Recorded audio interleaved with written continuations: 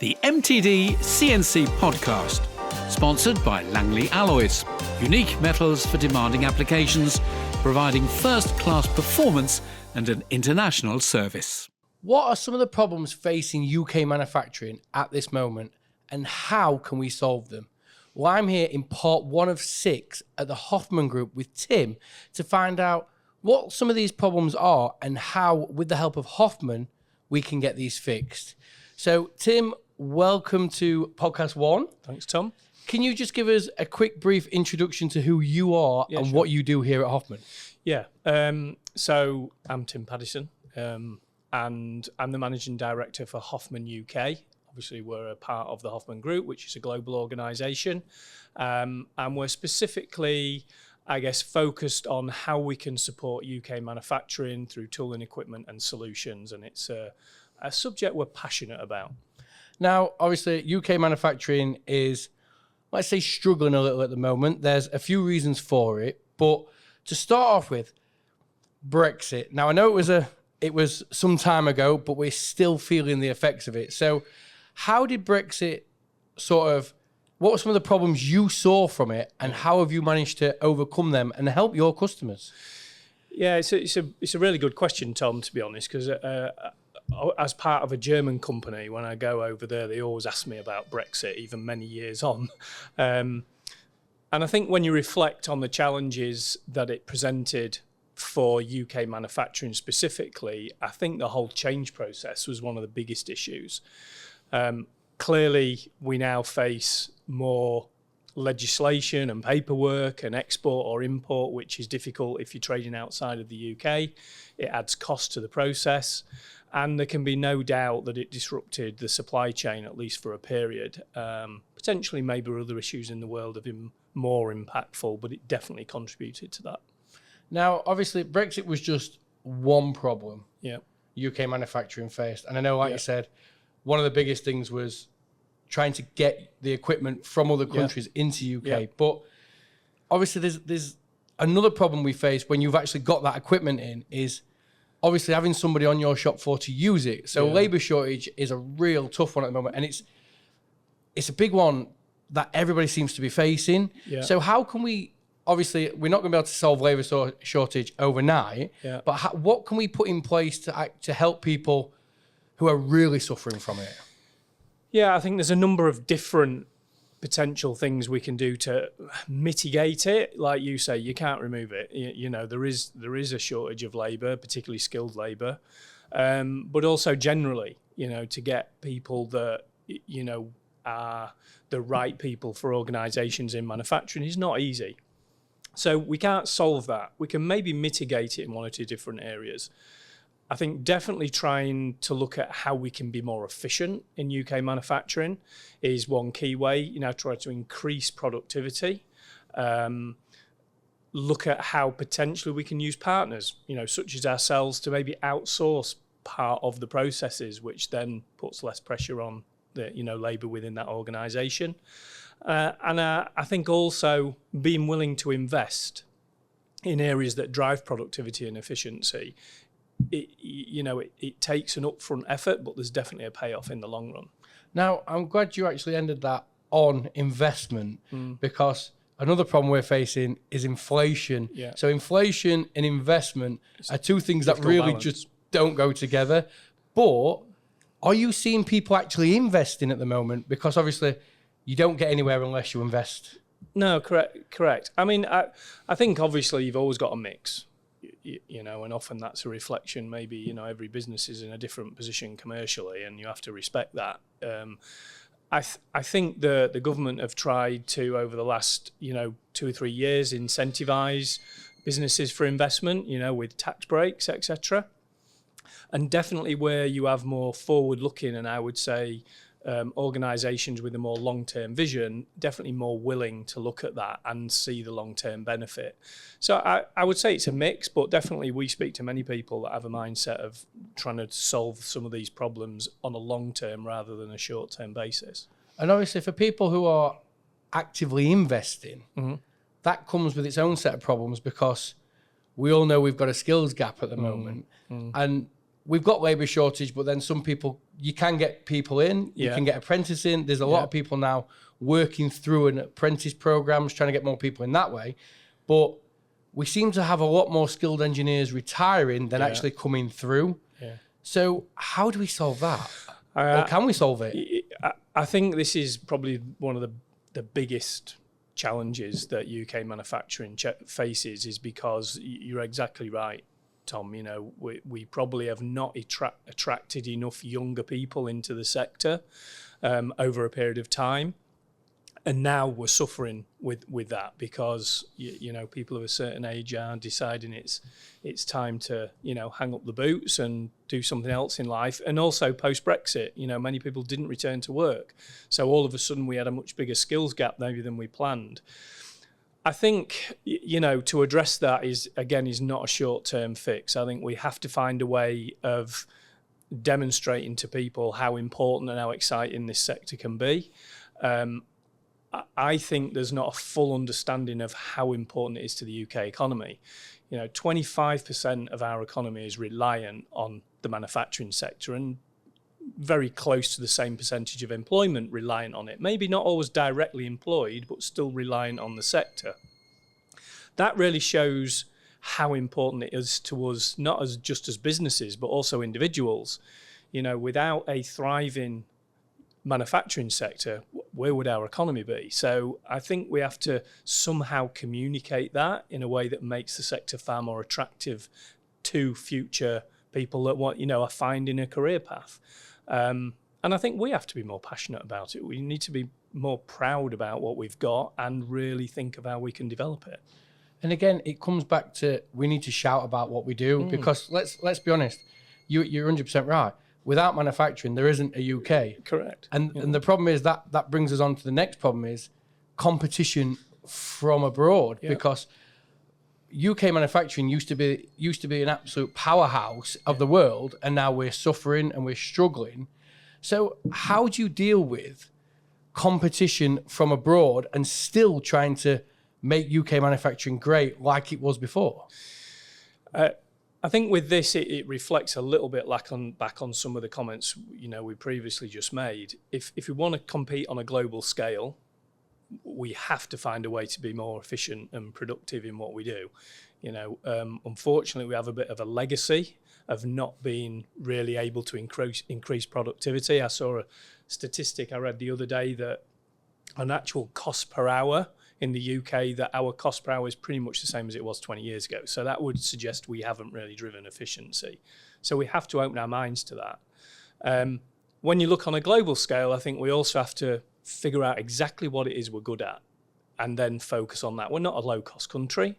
We're never going to be able to compete with mass volume of, you know, exactly the same component being manufactured in volume, because that can be done probably somewhere else. But we have a lot of skill and we have a lot of knowledge, and I think, you know, our position in the aerospace industry, you know, illustrates that. Second biggest market in the world for aerospace manufacturing. We need to really focus on these areas of high expertise, and that also comes with the need to increase productivity and efficiency. And I think the efficiency is a big one, because obviously there's a lot of people who go, well, wait a minute, I can send this to another country and have it done at half that price. But if we become more efficient and we get our cost per product down, we can bring our prices down, which then we narrow that margin, which then means we'll keep more in the UK, which is what we need. Absolutely. And obviously let's move on to the volatile supply chain, because that's quite a big one for me, because if you can get stuff made here in the UK from UK customers, you don't have to worry about that. Correct. Because you're not worrying about trying to import it, the price and importing it. So how do we do that? How do we show people that it's better to get stuff made locally than have to worry about that volatile supply chain that you might have to go through? Yeah, so if you know, you mentioned earlier about increasing costs, and you know, shipping around the world is certainly not getting, you know, less expensive, and it becomes more and more unpredictable, I guess. You know, we've got conflicts in different areas, which brings significant risk, even if it's not happening now. You know, you've got maybe extended lead times, which means you might have to carry more inventory, which is a cost to mitigate against that. So I think there's a balance. If we can become more efficient and therefore effectively be able to reduce our end product cost in real terms, then I think there's a big opportunity for more onshoring and being able to shorten the supply chain. And if you look at, you said about the UK being a real powerhouse in manufacturing in the past. I mean, I still think we've got a very strong position. I think the 8th largest in the world, and it's not a coincidence that 9 of the top manufacturing countries in the world are present in the top 10 economies in the world. So, all of these things are not, I guess, looking very short term, but looking longer term can really help us have a healthy sector going forward. And I think that's absolutely essential for the economy. And let's talk a bit more about the economy and the pricing of things, because do you think, and I see this a lot, which I'm hoping you do as well, is do you see that there's a lot of people in the UK that are slightly scared to make that investment, even though, let's talk about tooling as an easy way of doing it is somebody would rather buy an M mill for £20, but it'll do 5 parts, than rather spend £120 on an M mill that might do 20 parts. Now, do you see that people in the UK seem to have a bit of a worry about spending money, even though in the long run it could actually cost them less?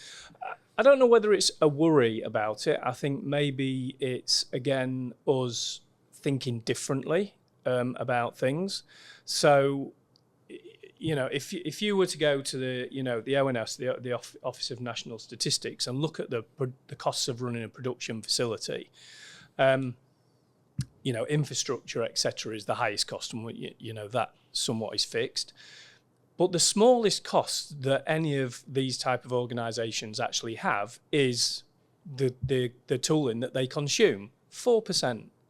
So if we think differently, we could put a lot of effort into trying to save 5% of 4%, which is 0.2% of the total cost. The 2 biggest areas we can affect, and you referred to this, is direct labour and non-production overhead, which is about 42% of the total cost. So if you can find tooling or equipment that actually gives you better life, therefore makes you more efficient and reduces those costs, you can get 10 times the benefit. And for us, I think we have to, as a sector, think differently about this and not spend what I often see is a disproportionate amount of time on how much it costs rather than how does it perform. And that's longer term rather than short term. Obviously, I accept we have to buy things competitively. There's a cost to that. But, we can put a lot of effort and a lot of hours into something that has not really a material effect on the business. And that same time spent in a different area could have a significant impact positively. And is this something companies should be doing, where they should be looking at their biggest cost reduction and saying, right, how do I make that even bigger? And like you said, looking at tooling, yes, I can buy this cheap now, but it's not going to last long.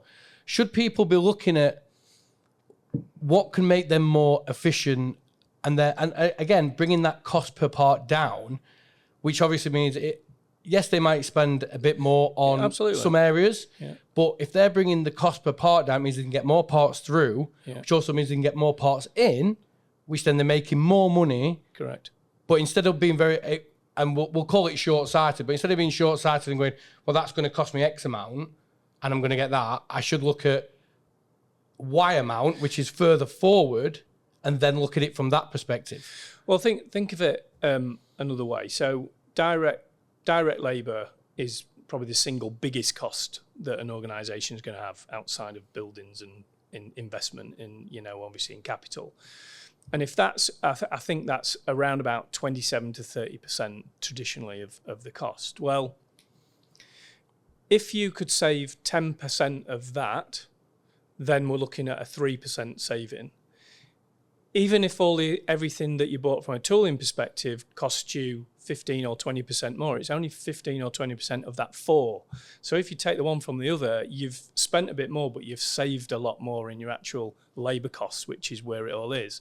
And it's that kind of thinking differently that, traditionally maybe we've not done so much of, and it's what we encourage and try and work with our clients, because we're passionate about making the UK manufacturing sector more efficient, more productive and more successful. We can't do that by just trying to lower the cost every year, because that has no impact, because things go up. So you're never going to truly be able to reduce the cost. Mitigate the impact of that and look at the real key areas. That's the way forward as far as I'm concerned, and that helps us compete globally. And I really like that. Don't look at trying to save money on one thing. Look at the overall process and save money on that, which you may have to spend more at the start, but you make more, which means you're costing less at the end. Correct. Now, obviously, we talk about tooling, we talk about labour, but another big thing is digitalisation. A lot more companies are taking on this digitalisation, this Industry 4.0. What are some of the worries for companies that aren't doing that? But then also on the flip side, what are the advantages to be more digital? Well, I guess one of the challenges with it initially would clearly be skills gap. So, if you want to, let's say, future-proof or modernise a facility through digitalisation, that comes with a requirement of some skill to do that, and that's not easy to find. So there's some investment in making sure you have the right people to be able to lead it, and potentially there's investment in those systems. That is, a challenge and an opportunity. Where's the risk? The risk is you don't do it and other people do. And then you're at a position of being at a disadvantage. So I think we have to embrace these things. I'm of a certain generation that maybe, finds it more difficult than others, but you have to accept that this is going to be something that can really help future-proof and modernise how we go about, business in this sector. And from Hoffmann's perspective, we see that, we are investing as an organisation in building digital products that help organisations connect their whole manufacturing process together, right from, talking directly to the machining centre on what tools are needed for the job, where are those tools, connecting it to the presetters, then being able to link that to calibration and putting it all in one digital environment. So we see that as the future, and we're investing in it. And I would like to think that our clients, or certainly the ones that are more forward thinking would be looking in the same way.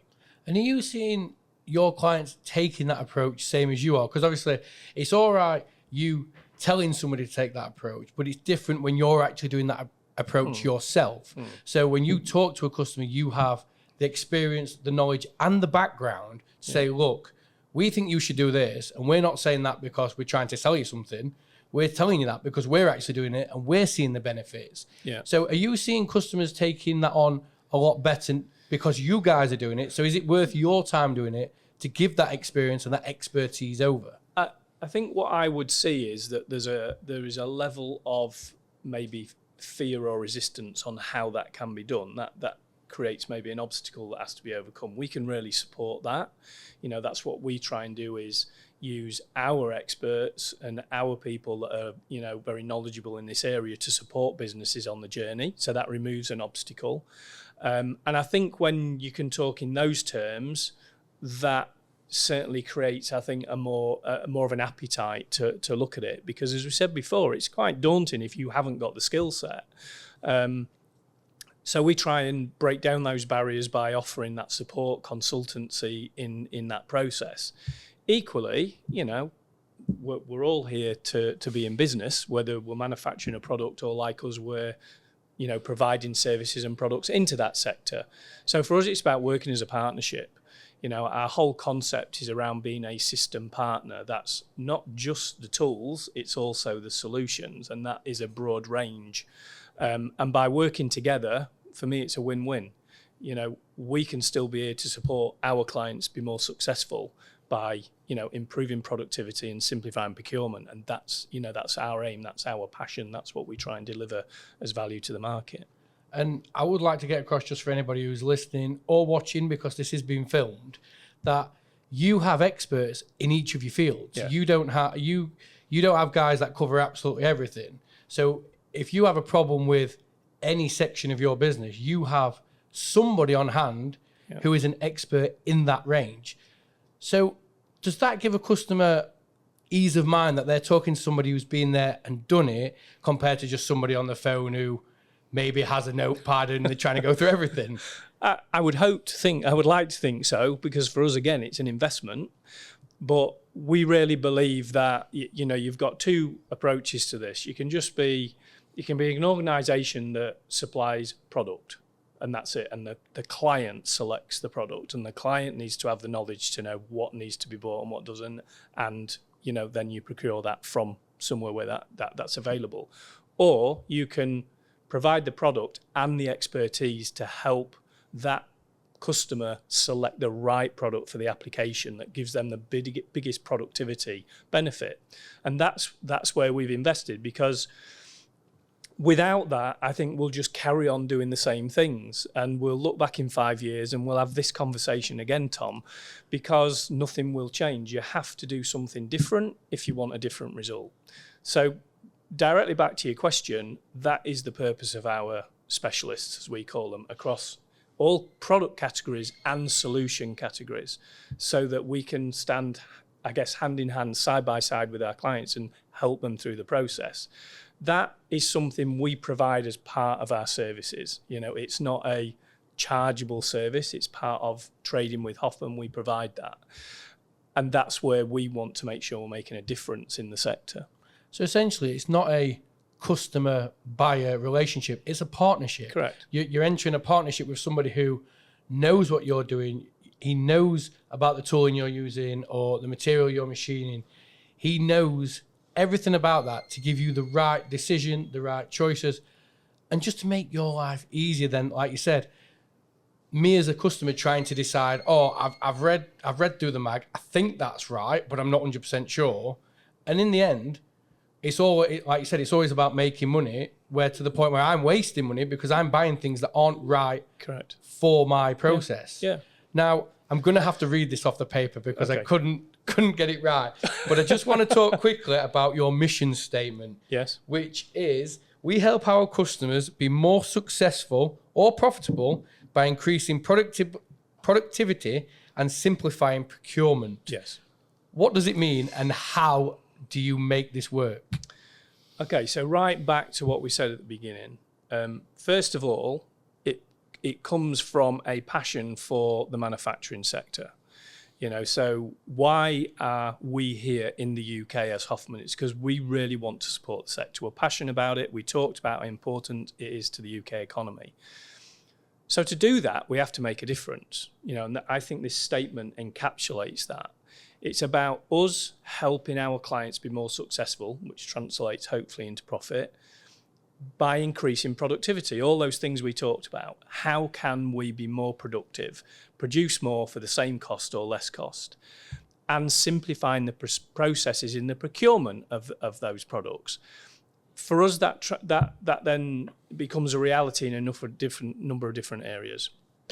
So the increase in productivity is done through the products we have, high quality, high performance, coupled with our consultancy to help our customers use the right products in the right application, whether that be tooling, whether it be, workstations, whether it be PPE, whether it be hand tools, whether it be toolkits, whether, it be other consumables that are used within, in the manufacturing area. And then making sure that those products can be acquired at the most simple, lowest cost. And I'm not talking about piece price, I'm talking about the lowest process to procure those products. So I'll give you an example. Whether it be our digital platforms for procurement, which can be linked directly into a customer's ERP system, full authorization, and approval. So it's not just about people being able to buy what they want. We can help clients control that. Whether it be our inventory management solutions to ensure that we have the right product for our clients on site, at line side when they need it. And we offer a full management service around that. Or I'll give you another example as well with our connected metrology, which is one of our connected products. One of the areas when I go out, I honestly see a lot is that where customers have calibrated assets that are critical to production process, we're still often managing these in Excel spreadsheets and on manual pieces of paper, and then spend a lot of time finding where they are, and then find out that they're out of, certification, and we need to quickly get that done. So our connected metrology allows a customer simply to connect all that together, know where the product is, automated management, reducing cost and simplifying the process in managing calibrated assets. That's the simplifying procurement and managing processes. And then, as we said, the right product at the right time to make them more efficient, more productive through using the right applications. Now, that was absolutely spot on. And we spoke a lot about Hoffmann and what you guys can do and how you guys can help. And we spoke a lot about how your team members are experts in their field. Mm-hmm. Now, last question. Yep. Obviously, for people who are for companies who are sat on the fence, you have a scheme which we're going to talk about in more detail later on, but I'd like to get it from you as well. Yeah.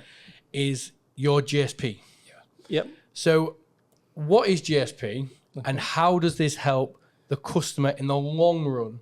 Not just save money, but save time, essentially just help their business grow. Yeah, so GSP, or Guaranteed Savings Plan, is, I guess, a program that we have to remove that risk, I guess. So you're quite right. It could sound really good, and maybe, people listening think it's too good to be true. All this stuff, all this value that you can deliver, but is it really possible? Well, we believe that so much we'll guarantee it. So we have a Guaranteed Savings Plan program, which effectively says for, clients that come to us and say, right, let's put you to the test. We will guarantee or underwrite a percentage of savings annually, as long as we get access to deliver that value. And that could be, through process improvement. It could be by simplifying the procurement process. It could be by different products in the application, but all these things are documented. And if we don't achieve that target, then there's a check at the end of the year.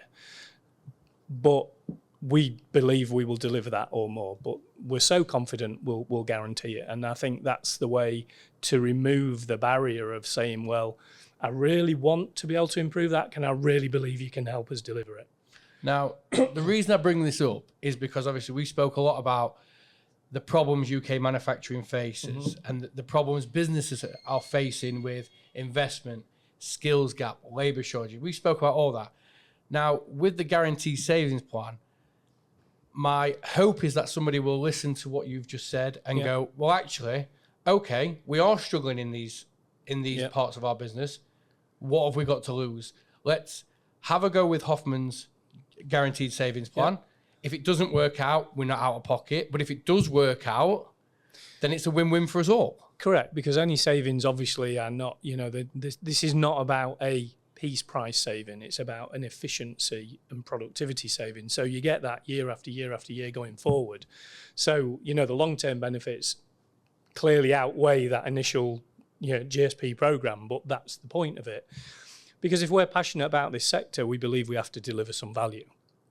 It's just words otherwise. So, we want to put those words in action, if you like. And this is one way that we do that. And, speak to any of our teams, speak to the office, and we're more than happy to, explain to, current customers or potential ones how we can do it and how it works. Well, Tim, from me and from us all at MTD, I would like to say a big thank you to you for your time and for your knowledge, which you have. It's unreal where you've been and what you've done, and it really shows.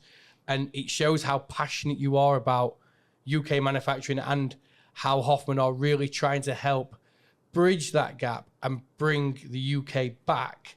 And let's hope one day we're not in the top 8, we can be in the top 3. Let's get there. Now, just before we finish, I'd just like to say a big thank you to Langley Alloys, who are the sponsor of the MTD podcast. And don't forget, this is just part 1 of 6 we're doing here at Hoffmann. So if there's something in this you'd like, or there's something you want a bit more information about, don't worry, because we will probably cover it. And we'll see you in the next time. Thank you, Tim. Thanks, Tom. Thank you for listening to this episode of the MTDCNC podcast, sponsored by Langley Alloys, specialists in a wide range of exotic materials for any application for all your engineering needs.